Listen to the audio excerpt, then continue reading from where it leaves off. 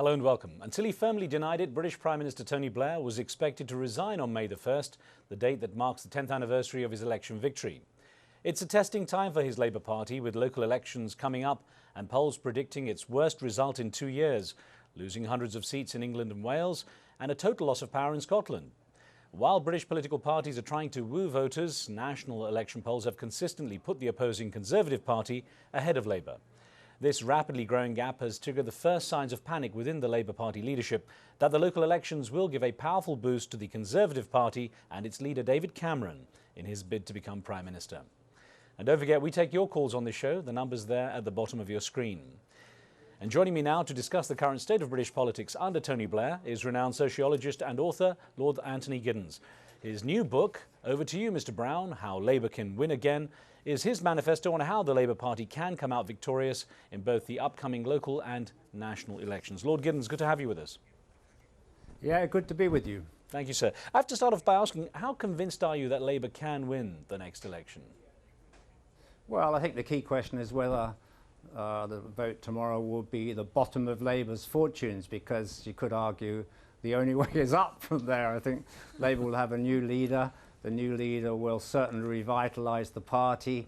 As you probably know, Gordon Brown is almost certain to be that leader. He's going to be in power at least 2 years before he has to call a general election. So an awful lot will depend on Brown's performance during his first year in power, I think. Well, sir, I want to get a quote from your book, Over to You, Mr. Brown.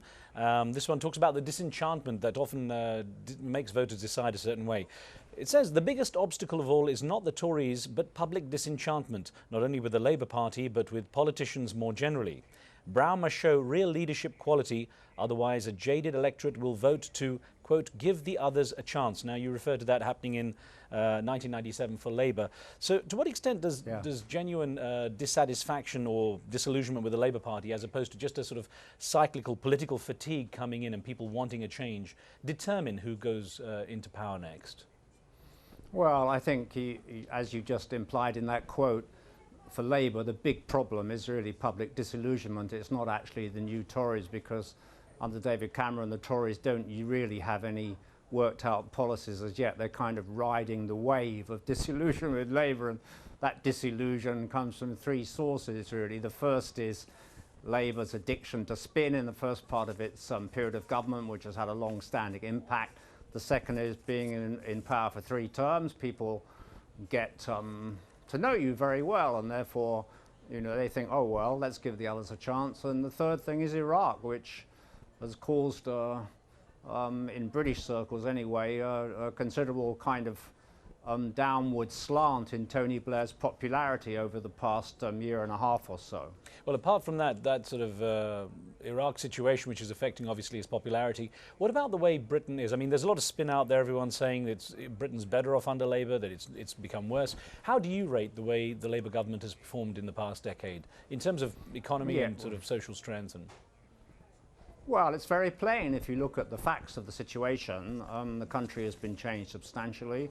It's been changed for the better, and you can easily show how and why. You have a strong economy. You have 75% of the workforce in work, compared to about 63, 64% in France and Germany. You have very little long-term unemployment, a lot of money spent on health and education, masses of money actually, which is certain to make a difference in the longer run. You have about 3.5 million people lifted out of poverty. You had a lot of constitutional change with devolution to Scotland, Wales, and one of Tony Blair's great successes, really, Northern Ireland. Looks like peace in Northern Ireland. Britain signed up to the Convention on Human Rights, has legitimated civil relationships and so on. And I think even if you look at crime, you know, crime is down by about 20% or so under Labour, nearly all categories of crime since 1997. And it's foreign policy, as we were just saying, which casts a kind of pall over those achievements, really. I know you believe that Gordon Brown doesn't have a lot of enthusiasm for the European Union, and I wonder how things might be under him when he takes the seat. Well, I mean, my view is that Gordon Brown is going to have to be a strong and prominent European leader. I mean, he hasn't really made much noise about being one, it has to be said, but I think it's really crucial for Britain's future, and I think he'll come to realise that. He has said that if you're going to confront climate change, which he accepts as one of the big problems of the age, as I do, that you need to do so collectively, and being part of Europe is the best chance of doing that. So I feel he will come round to a strong pro-European position, and I think he could be a major European leader if he plays his cards right, and it's what you should aim for. Interesting you mentioned about the climate change issue, and I want to quote something from the book where you talk about the sort of greening, the necessary greening of the Labour Party. Brown becoming green. Exactly, well, you're right. Green and brown, when mixed together, don't make a particularly attractive colour.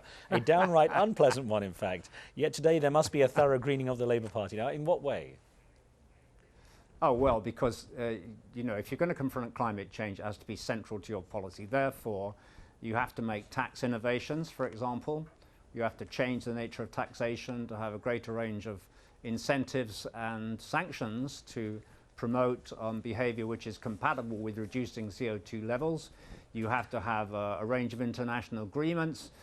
You have to really encourage lifestyle change in the population. So you have to consider things like congestion charging on a national scale, which Labour is at the moment proposing, many things. So if you take it seriously, it's a big shift actually in the political agenda, which in Europe anyway, almost all countries are now starting to make. Although Britons, I mean, they seem to follow American trends too, and America is obviously the biggest consumer. People don't seem to pay enough, according to obviously people who support climate change theories, enough attention to changing their lifestyles. Now, of course, Britain's always had this special relationship with the US, and I wonder how things would change. Interesting to note that you're right, Tony Blair based his foreign policy on positioning Britain as a bridge between the United States and Europe, and that worked under Bill Clinton, but perhaps things might have changed under George W. Bush. Yes, well, I think, you know, there's about 2 years left of the Bush administration. Bush is not going to change his position about climate change. Inside the US, you do have various states and cities that feel differently, so that's important. For example, California is quite well advanced in trying to develop a program to combat climate change. There's been an agreement with New York City and with the Mayor of London actually about that. So I think Gordon Brown will certainly look to a future Democratic presidency, at least that's what he hopes, I think, and for greater international cooperation, because without that, the scenarios facing the world 20, 30 years down the line are truly frightening. So I think there will be an imperative of that sort for not just transatlantic cooperation, but for more global cooperation. Although at a one-to-one level, Lord Giddens, there's the issue of the special relationship the USA and the UK has, as I mentioned, and of course with a certain sort of charismatic type of leader, like a Margaret Thatcher or Ronald Reagan, with Bill Clinton even, there was that kind of relationship, and Tony Blair. I wonder, does Gordon Brown have the right kind of character to develop a special relationship in the same way? Well, I think he's going to pull back a bit from the Bush administration, because about 80% of the population in the UK think Blair was too close to Bush. So I think he's going to stay an Atlanticist.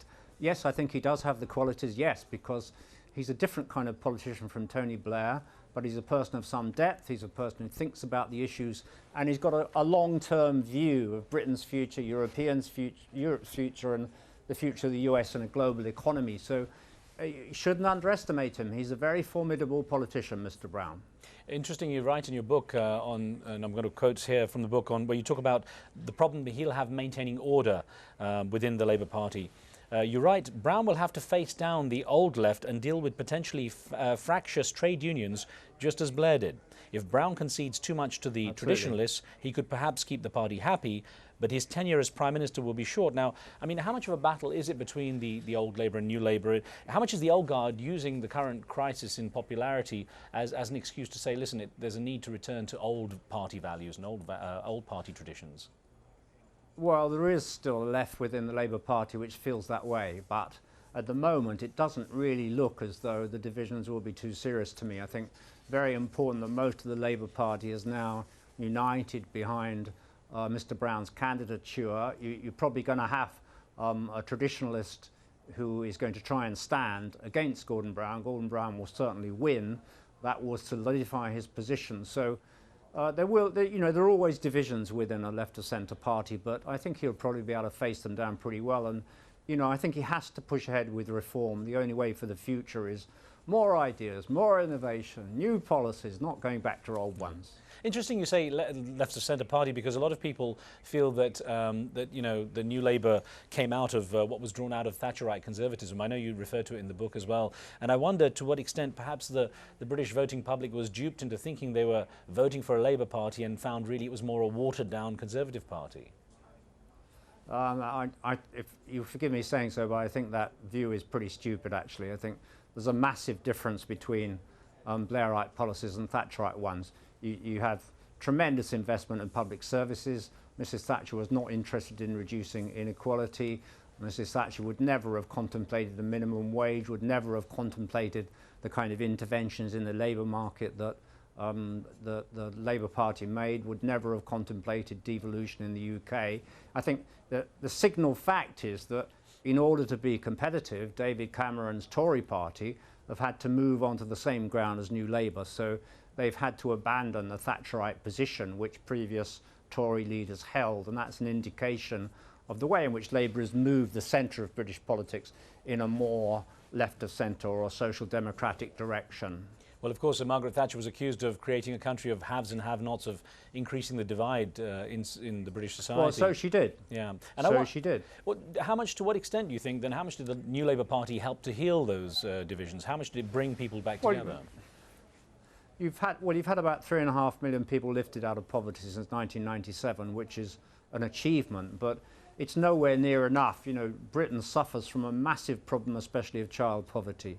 Child poverty is a very degrading thing because it affects people afterwards through their whole lives, and I think Labour under Brown has got to make an effort to make child poverty the kind of driving force of producing a more equal society. It's hard to deny that you should push the claims of children, I think. So I expect Mr. Brown to do that, and you will need more policies to do that than Labour's got at the moment, I think. So we have a caller on the line from Pakistan. Mohammed has got a question. Mohammed, go ahead, please. Hi, Mr. Anthony. My question is regarding the UK foreign policy. What I can see sitting thousands of miles away, the UK simply follows the US foreign policy. And do they have any of their own? Okay. What foreign policies does the UK have? Does it just simply follow the US? Well, I think now you'll have a new leader coming in. He's going to have a different policy from Mr. Blair. He's not going to back down on the idea that sometimes you should use force in situations where the world can't cope otherwise. But I think Mr. Brown is going to have a foreign policy based on multilateralism, based on international agreements, less directly close, certainly, to the foreign policy of the Bush administration. I mean, if and when there's a Democratic president, that's also likely to lead to a more multilateral or collaborative view of the world. So I expect Mr. Brown to move much more towards that position and not to engage as many military enterprises as Mr. Blair did. Interestingly enough, we had an email, and I guess, sir, it's not really directed to you so much, but I'd love your opinion on this. It's from Davy Mitchell in Glashutten in Germany, who says, Tony Blair has overseen peace in Ireland, which ended decades, if not centuries, of conflict with torture and jailings. Why couldn't he think on this with Iraq? Well, I think the two situations are entirely different because Northern Ireland is part of the UK, it's within the province of the British Prime Minister, and as the email says, it's a personal triumph for Tony Blair, peace in Northern Ireland, because he had a lot of personal involvement in this. In the case of Iraq, you have a military adventure dominated wholly by the Americans, and I feel Mr. Bush let Mr. Blair down because I think Mr. Blair always believed in the United Nations route, really. He always thought that there would be linkage with the Israeli-Palestinian problem. He always wanted, I think, an effective civilian administration in Iraq more quickly than Mr. Bush was certainly prepared to contemplate. So I think the two situations are just not really comparable. Of course, Lord Giddens, you're a highly acclaimed author. You've written so much, and you're a big proponent of the third way. First, I guess, for our international audience, let's get in a nugget what the third way is about. You're a big fan of taking that route. Well, the third way is simply a label for updating left-of-centre political thinking in the light of the big changes going on in the world, those changes being globalisation, integrated world marketplace, a new economy because we now live in a service-based economy rather than a manufacturing economy, and all sorts of problems which have come down certainly in Europe around the welfare state.